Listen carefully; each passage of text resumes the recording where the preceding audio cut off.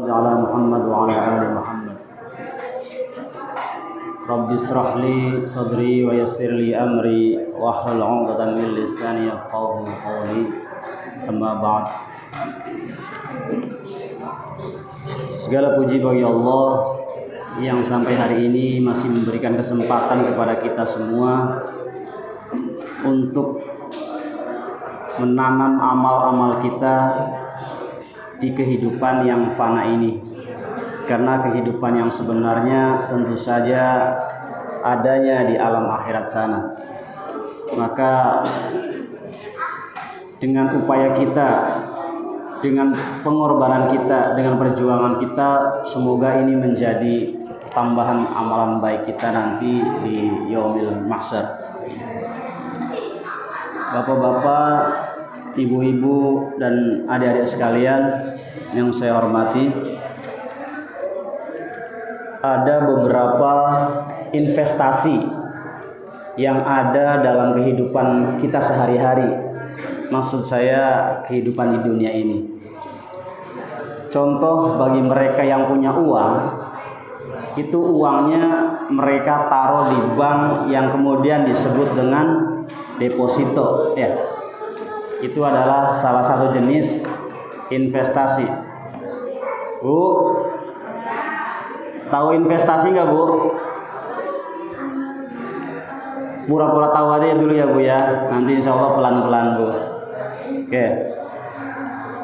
Investasi yang kedua, orang-orang yang duitnya lebih banyak lagi, ada yang membeli yang namanya properti. Properti itu bentuk bangunan biasanya, entah itu rumah atau apartemen atau kontrakan atau apapun, tanah itu termasuk, ya. Dan investasi yang lainnya, misalnya ada orang yang punya kelebihan uang, itu membeli logam mulia. Yang kita kenal di Indonesia ini, yang mengelola itu siapa? Antam, ya. Yang kemarin ada isu pemalsuannya, tapi itu salah satu investasi. Bapak Ibu semua, di dunia ini banyak sekali cara kita mencari tempat untuk kita berinvestasi. Investasi itu secara sederhana mempekerjakan uang kita supaya bekerja untuk kita. Kalau pada awalnya kita bekerja mencari uang, setelah uang itu kita dapat, maka kita kerjain tuh uangnya. Uangnya kita taruh di tempat-tempat yang tadi, bisa ditaruh di deposito, bisa taruh di properti, bisa taruh di logam mulia. Nah, biarkan uang itu bekerja untuk kita. Itu namanya investasi. Nah, kemudian lalu apa kaitannya dengan Islam? Oke. Saya akan mengajak Bapak dan Ibu sekalian. Bu, saya mau ngajak ibu-ibu nih, Bu. Saya mau mengajak ibu-ibu untuk kita berinvestasi, Bu. Tapi investasinya ini bukan investasi untuk dunia, tapi yang pasti insya Allah ini jauh lebih keren daripada investasi dunia. Kira-kira investasi apa ya? Investasi untuk bekal kita menghadap Allah. Rasulullah pernah menyampaikan dalam sebuah hadisnya kurang lebih seperti ini. Hadis ini diriwayatkan oleh Imam Muslim. Idza matal insanu qata'a 'amalu illa min thalathatin min shadaqatin jariyah wa 'ilmun yuntafa' bihi wa waladin shalihan yad'una. Kata Rasul, seseorang yang meninggal dunia itu akan terputus semua amal ibadahnya. Berarti setelah kita mati nanti, kita kan nggak sholat lagi, ya, Bu ya. Kita nggak puasa lagi. Berarti amal kita terputus. Kita nggak bisa beramal lagi. Tapi Islam menawarkan investasi yang pahalanya tidak akan terputus. Jadi kalau tadi kita di dunia kita bekerja mencari uang, lalu uang itu bekerja untuk kita. Kalau sekarang kita beramal untuk akhirat, begitu kita mati, amal itu nanti akan bekerja untuk kita untuk terus memanen pahalanya. 3 perkara itu apa saja? Saya yakin jamaah uswatun hasanah ini sudah hafal di luar kepala. Di luar kepala apa di dalam kepala ya Bapak Ibu? Mudah-mudahan masih di dalam kepala ya. Kalau di luar kepala itu namanya lupa. Oke, 3 perkara itu. Yang pertama, min shadaqatin jariyatun, yaitu apa?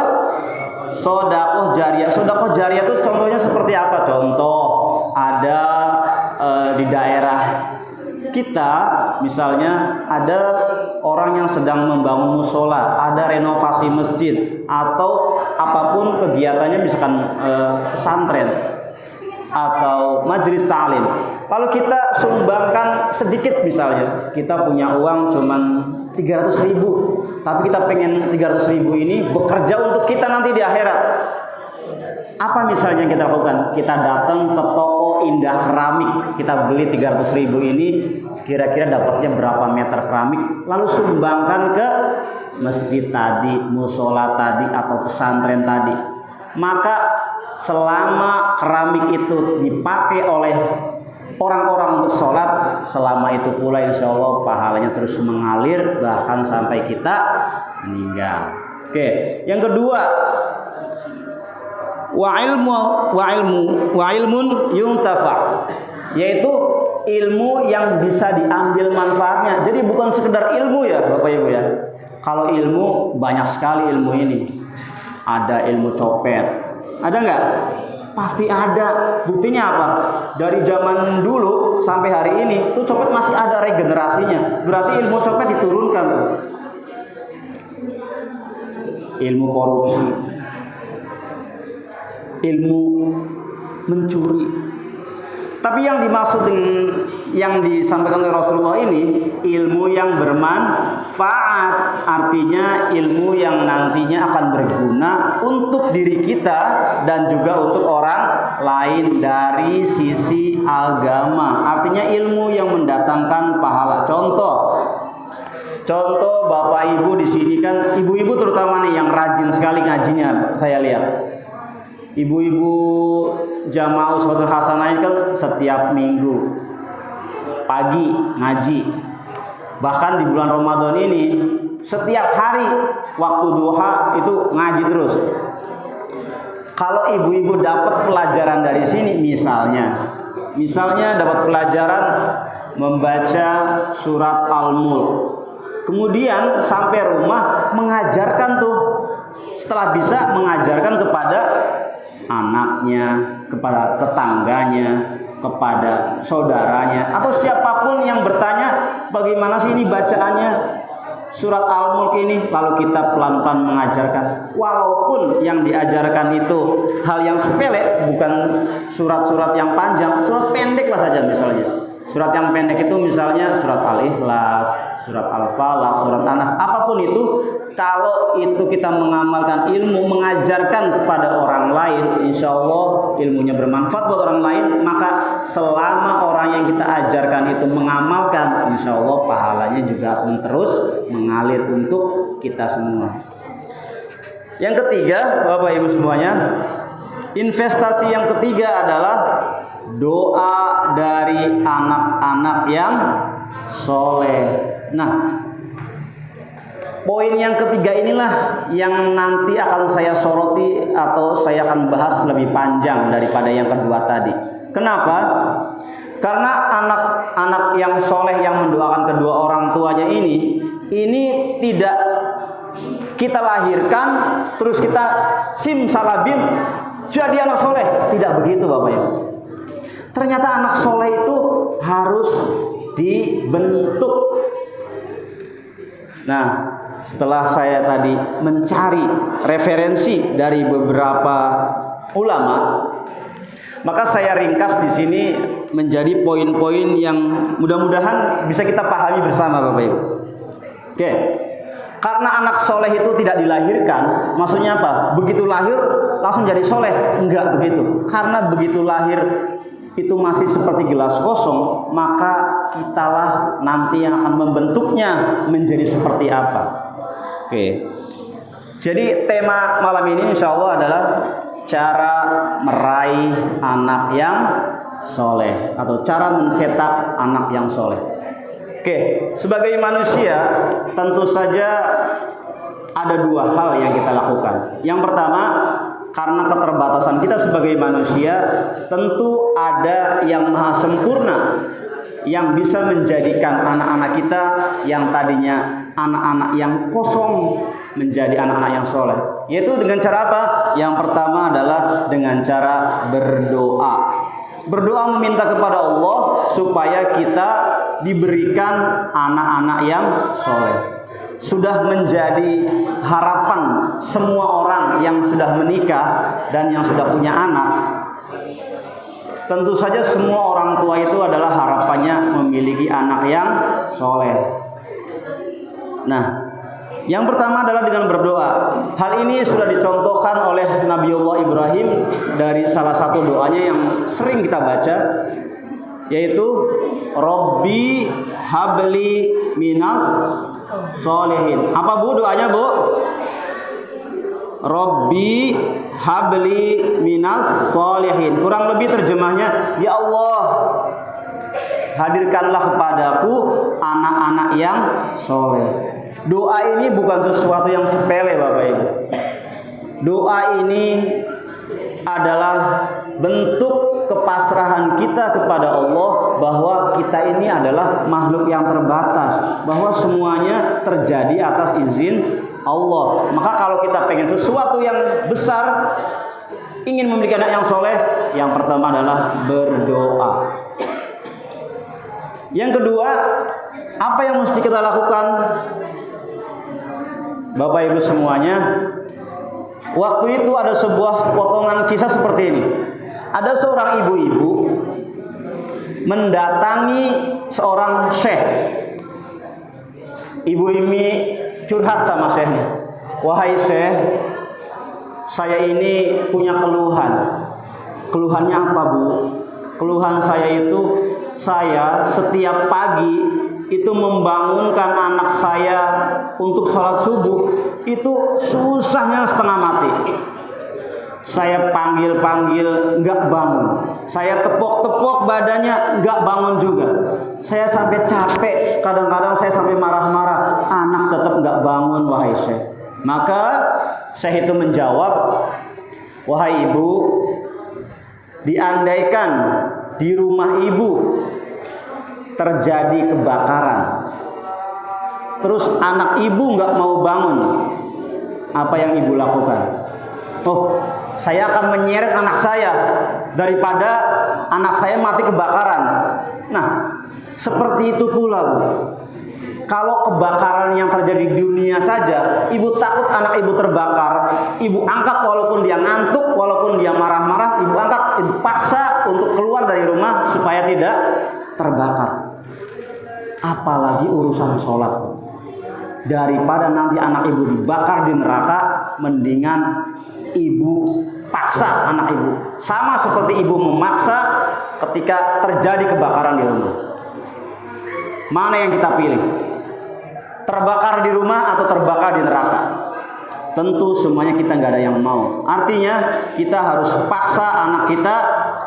Kalau susah untuk bangun sholat subuh, paksa dia daripada kita membiarkan nanti anak kita terbakar di neraka.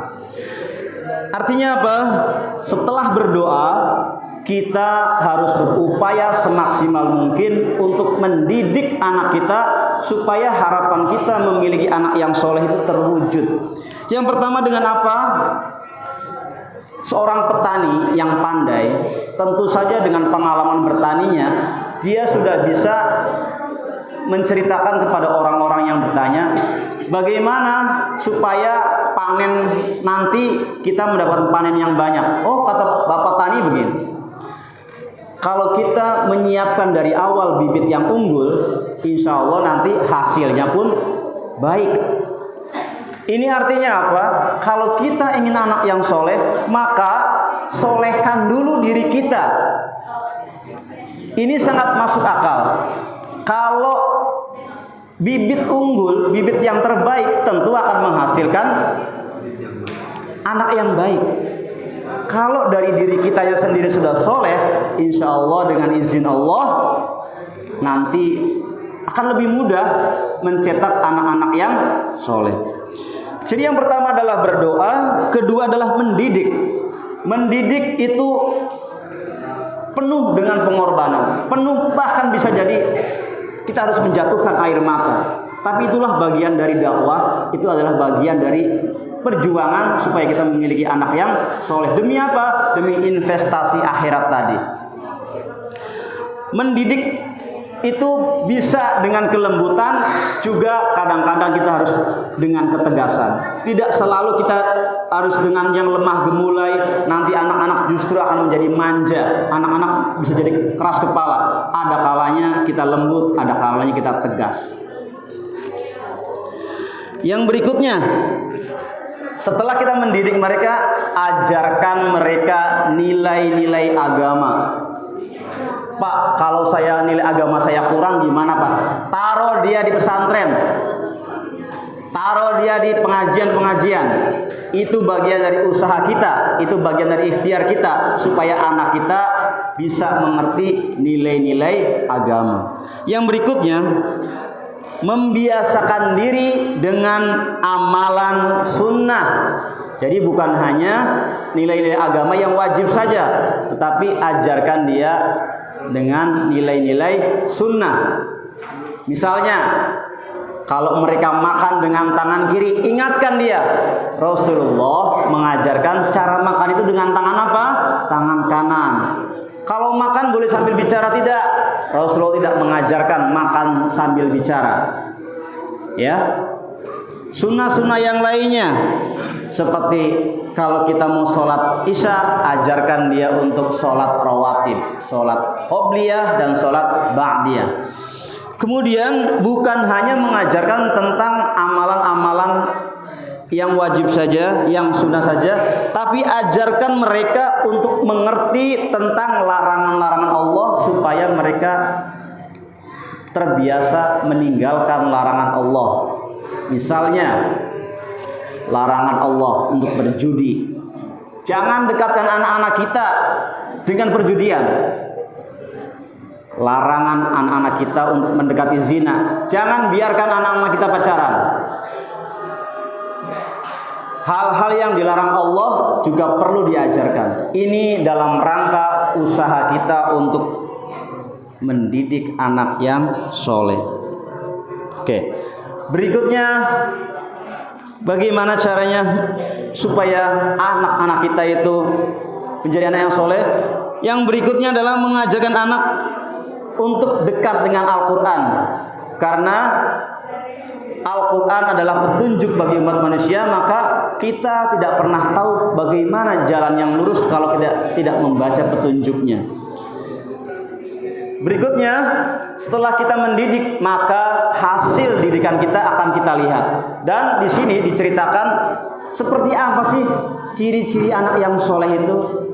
Ciri-ciri anak yang soleh itu, yang pertama, dia memiliki ketaatan kepada Allah.